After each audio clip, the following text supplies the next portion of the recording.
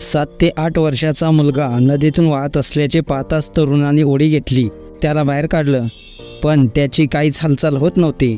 शेवटी जे घडलं ते पाहून तुम्ही देखील या व्हिडिओला लाईक केल्याशिवाय नक्की राहणार नाही. मित्रांनो, ही घटना जम्मू काश्मीरमध्ये श्रीनगरमध्ये घडली आहे. झेलम नदीमध्ये 7 वर्षाचा मुलगा तरंगत असल्याचा नागरिकांना दिसला. तसेच रहिवासी देखील त्या मुलाला वाहत असल्याचे पाहून आरडाओरडा करताना दिसत आहेत. दरम्यान तो मुलगा वाहून जात असल्याचे पाहताच एक तरुण त्या पाण्यामध्ये उडी घेतो. आपल्या जीवाची पर्वा न करता हा तरुण त्या तरंगत वाहून जाणाऱ्या त्या मुलाजवळ पोहोचतो व त्या मुलाला पकडून नदीकाठावर घेऊन येतो. तिथे आणखी काही लोक जमा झालेली असतात.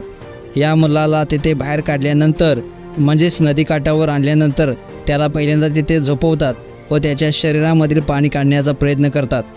तेव्हा तिथे जमलेल्या लोकांनी ते बाळ जिवंत असल्याचे सांगून त्याला CPR देण्याची शिफारस केली असता त्याला तरुणाने CPR देऊन त्याला शुद्धीवर आणल्याचं तुम्हाला व्हिडिओमध्ये पाहायला मिळते. तसेच त्याला सोबत खांद्यावर घेऊन रुग्णालयात घेऊन जातानाचे देखील तुम्ही या व्हिडिओमध्ये पाहू शकताय. त्या तरुणाचं जितकं कौतुक कराल तितकं मित्रांनो कमीच आहे.